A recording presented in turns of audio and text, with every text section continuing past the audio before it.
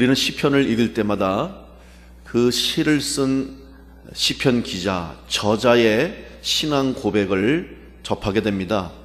특별히 다윗의 시를 읽을 때마다 다윗이 어떠한 처지와 환경과 형편 속에서 이 시를 지었을까, 이 고백을 했을까, 우리는 다윗의 마음 또 다윗의 믿음을 이 시편을 통해서 깨닫게 됩니다. 특별히 오늘 시편 20편은 이제 하나님께서 이스라엘 백성에게 허락하시겠다고 약속하신 가나안 땅을 차지하고 정복하면서 전쟁을 통해서 하나님의 약속을 성취했습니다. 그러면서 특별히 온전하게 그 약속을 이루기 위해서 이제 전투를 지금 앞두고, 특별히 아주 중요한 전투였던 아람과 암몬 연합군과의 전쟁을 위해서 이제 출정하면서 불렀던 노래요, 찬양이 되겠습니다. 백성들은 지금 두려운 마음을 가지고 있습니다.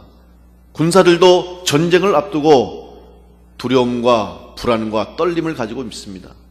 아무리 강한 군사요, 아무리 잘 훈련된 병사라 할지라도 전쟁을 앞두고는 다 두려워 떠는 것이 인간의 모습입니다.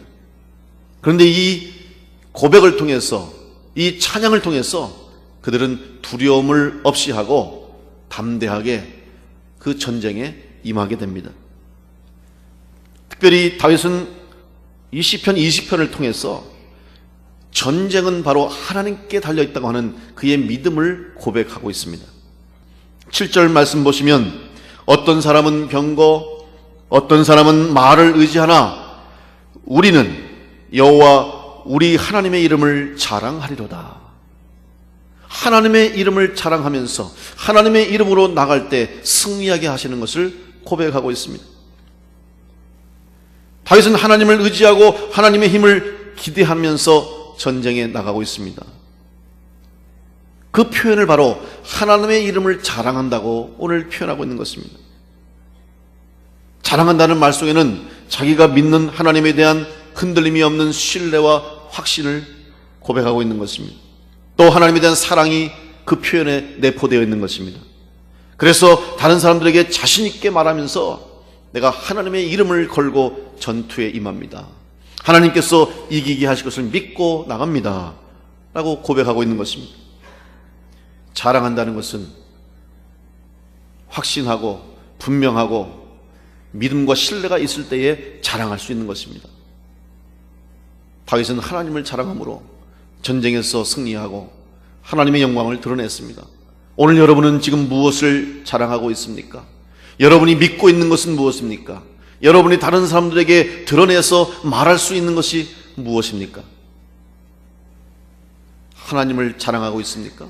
정말 하나님을 여러분의 자랑으로 고백할 수 있습니까? 다윗은 바로 오늘 우리들에게 이 시편 20편의 말씀을 통해서 우리 믿는 성도들이 하나님의 이름을 자랑할 때만이 이 세상에서 승리하고 이 세상에서 하나님의 자녀로 복된 삶을 살 수 있다고 우리에게 말씀하고 있습니다. 다시 한번 여러분, 이 세상 살아가는 동안에 하나님의 이름을 자랑하는 성도가 되어서 하나님께서 주시겠다고 약속하신 약속을 이루어갈 수 있는 여러분의 삶과 여러분의 신앙이 되시기를 간절히 축원합니다. 그렇다면 하나님의 이름을 자랑할 수 있는 성도가 되기 위해서 오늘 우리들은 어떠한 신앙의 자세, 영적 태도를 가져야 되겠습니까?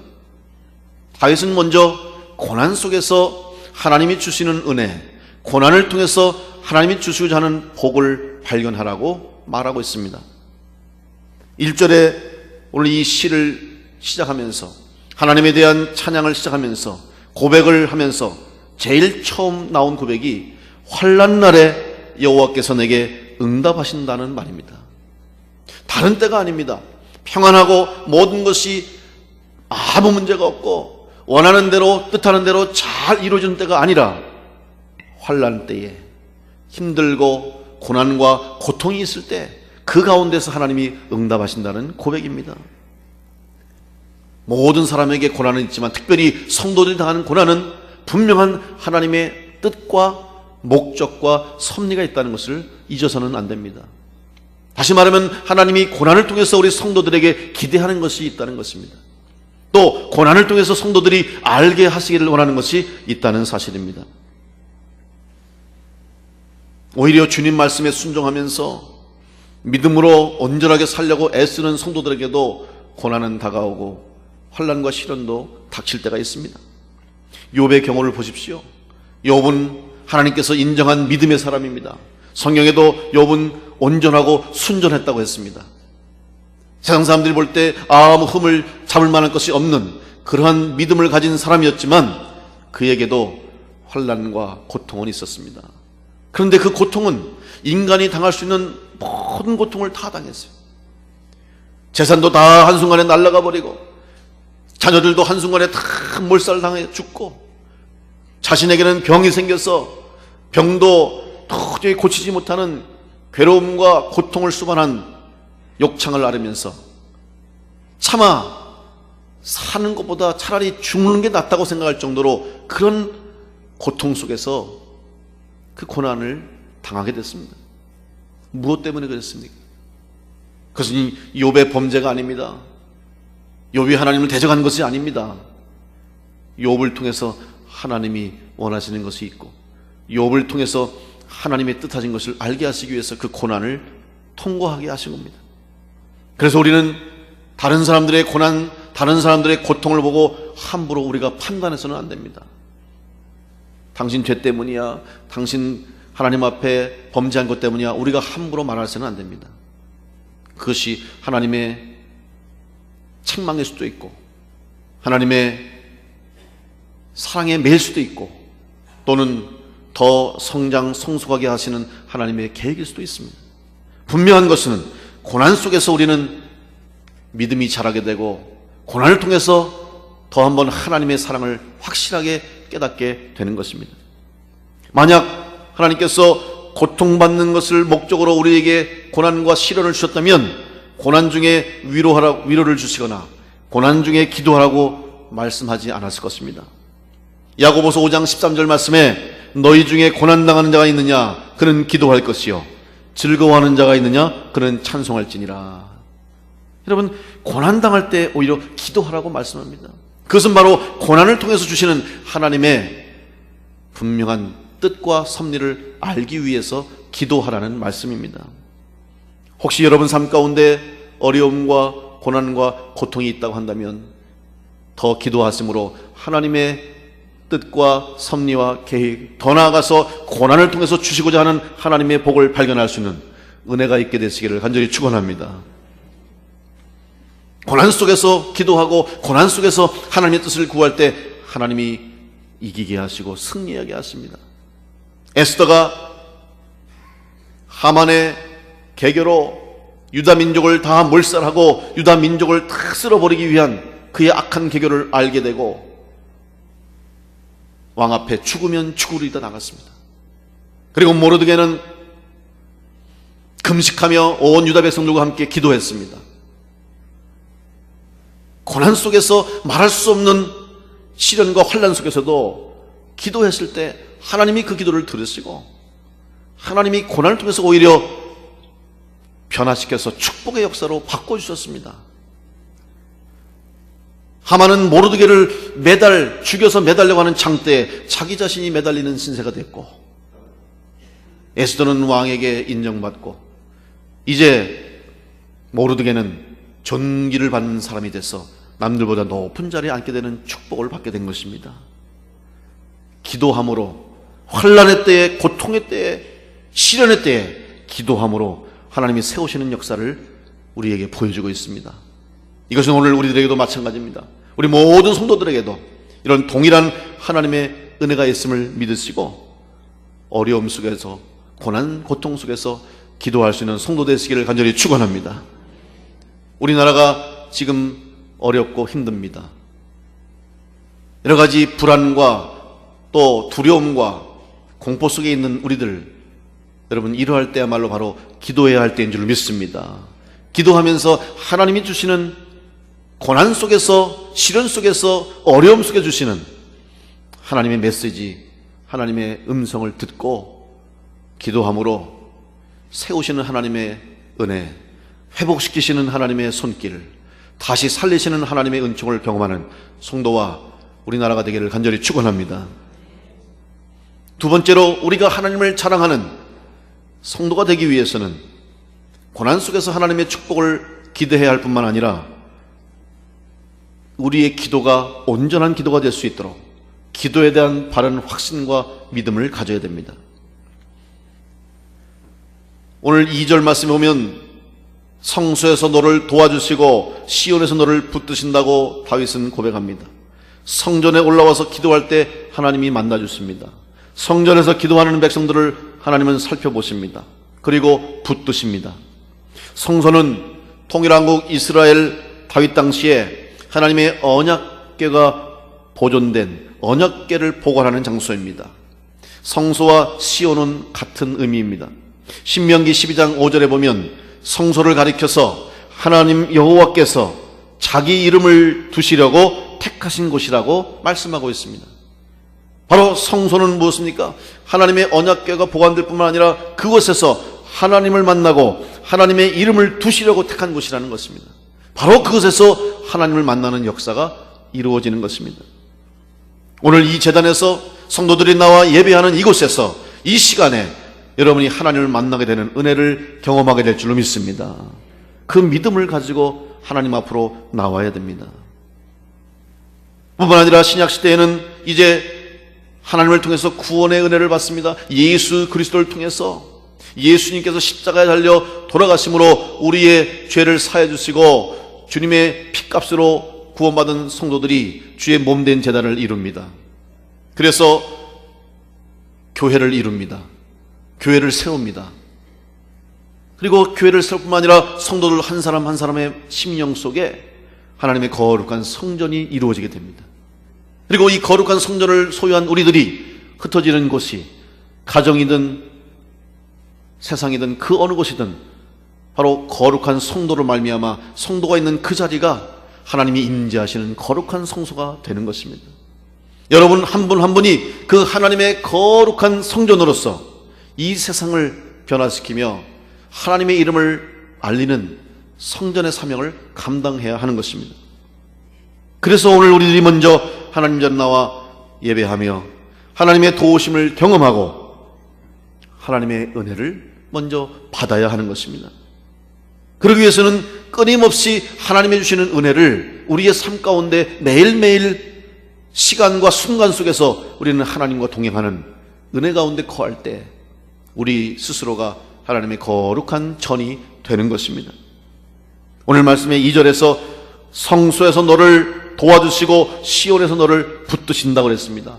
여기서 붙드신다는 것은 우리를 끊임없이 지원해 주시고 후원해 주시고 격려해 주시는 것을 의미합니다. 여러분 전쟁에서 이기기 위해서는 아무리 좋은 군사와 좋은 병사와 좋은 무기가 있다고 할지라도 후방에서 지원하는 지원이 없으면 절대로 전쟁에서 이길 수 없습니다.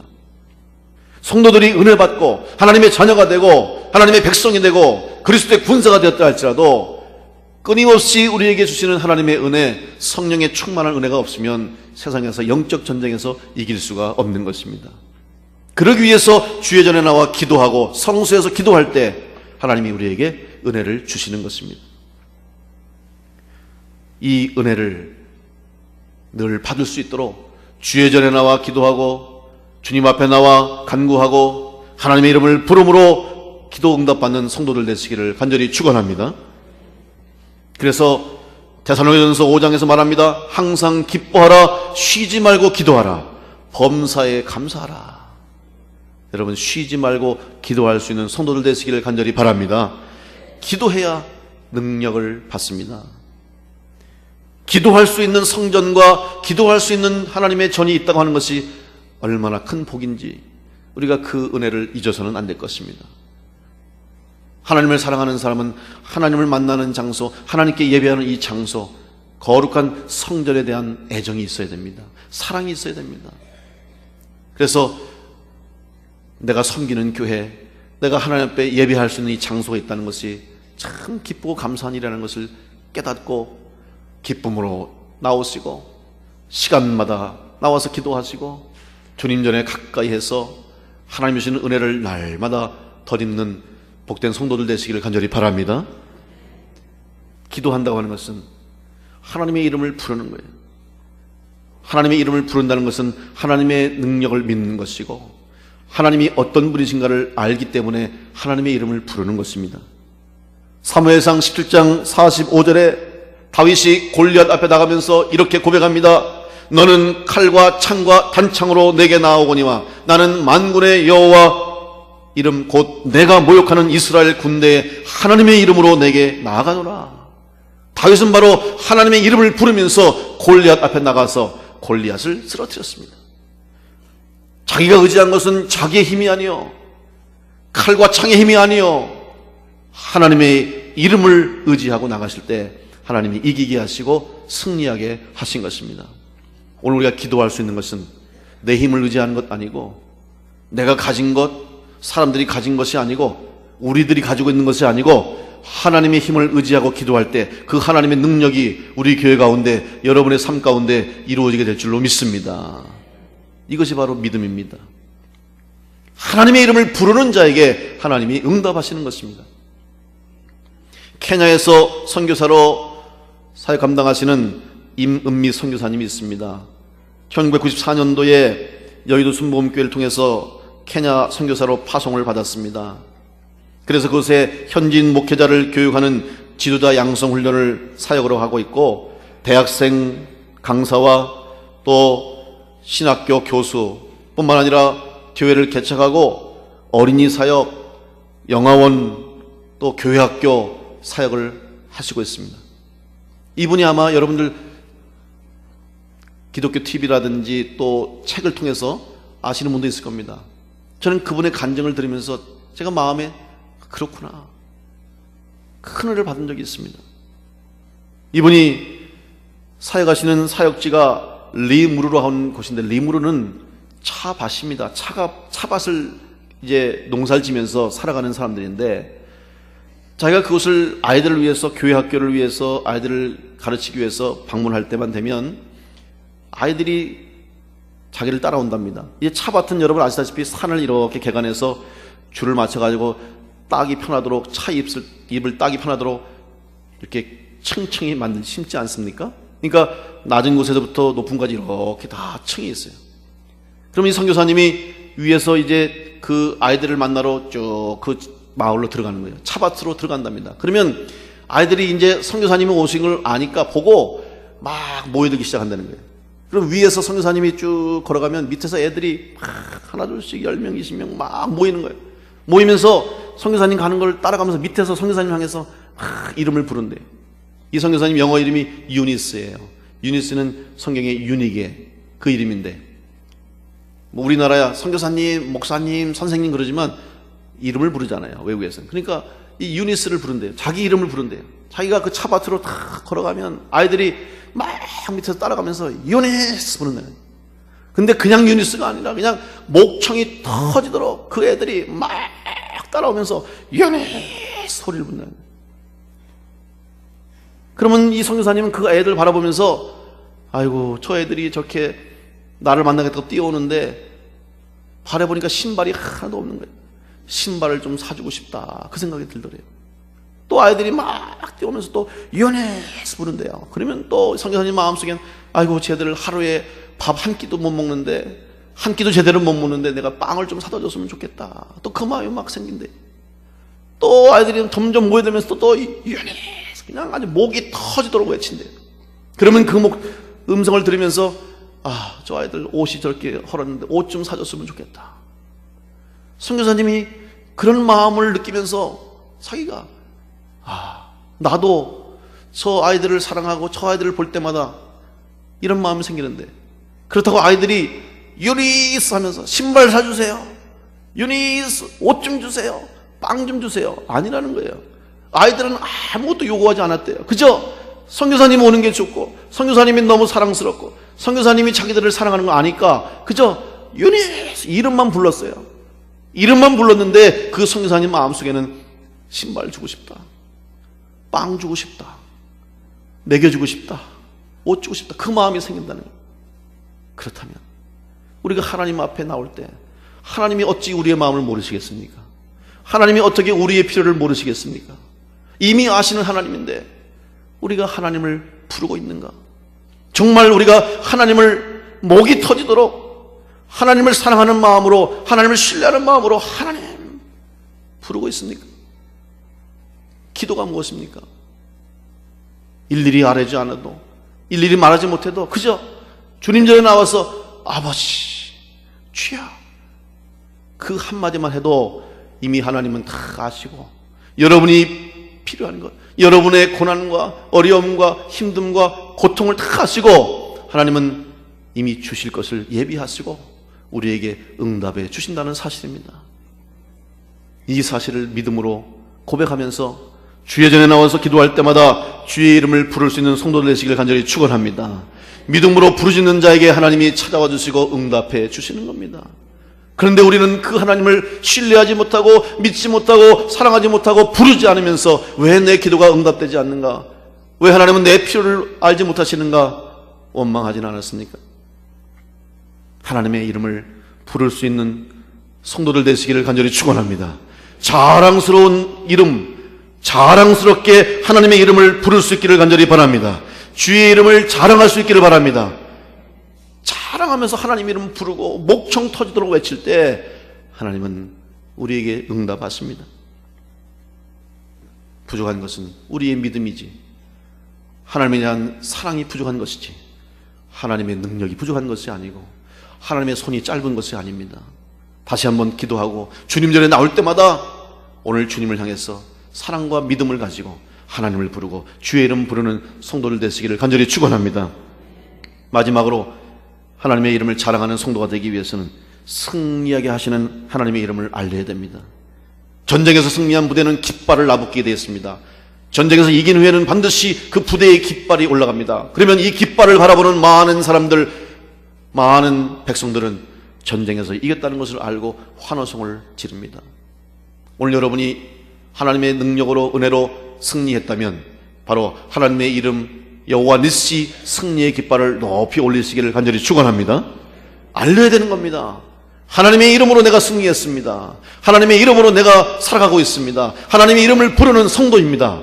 여러분의 고백이 되시기를 바랍니다. 영적 전쟁에서 이긴 후에 우리는 이기게 하신 하나님의 이름을 찬양하는 겁니다. 다윗이 왜 하나님께서 다윗을 쓰셨습니까? 그는 이길 때마다 하나님이 은혜 주실 때마다 하나님을 찬양했습니다. 하나님의 성호를 높였습니다. 시편에서 많은 시를 쓴 다윗의 시를 보십시오. 어떠한 환경 속에서도 그는 하나님의 이름을 높이는 것을 보게 됩니다. 여러분, 하나님 편에 서는 사람이 이기는 것입니다. 마치 국민들이, 백성들이 전쟁에 나가지 않아도 병사들이 나가서 싸워서 이기면 국민들도 이기는 거예요. 백성들도 이기는 거예요. 마찬가지로 우리가 하나님 편에 서기만 하면 하나님이 싸워주시고 하나님이 대신 이겨주시고 하나님이 대신 해결해 주실 줄로 믿습니다. 그래서 우리는 하나님의 이름을 부르기만 하면 되고 하나님께서 허락하신 승리의 깃발을 올리기만 하면 되는 겁니다. 그 믿음 가지고 하나님을 찬양하는 성도 되시기 바랍니다. 고난 속에서 약속을 바라보며 믿음으로 인내하여 축복받는 성도가 되어서 하나님의 이름을 자랑할 수 있기를 바랍니다. 또한 기도의 산 증인이 되어서 살아 역사하시고 응답하시는 주님을 자랑할 수 있는 성도들 되시기를 바랍니다. 뿐만 아니라 마지막까지 끝까지 승리자가 될 수 있도록 하나님 편에 서서 하나님의 영광을 높이 올리고 드러내는 자랑스러운 하나님 백성 다 되어서 마지막 때까지 믿음으로 승리하고 마지막 주님 오시는 그날까지 하나님 편에 선 승리하는 성도가 되어서 하나님의 이름을 자랑할 수 있는 우리 모든 성도들이 다 되시고 우리 교회와 우리 모든 성도들 가정들이 다 되시기를 간절히 축원합니다.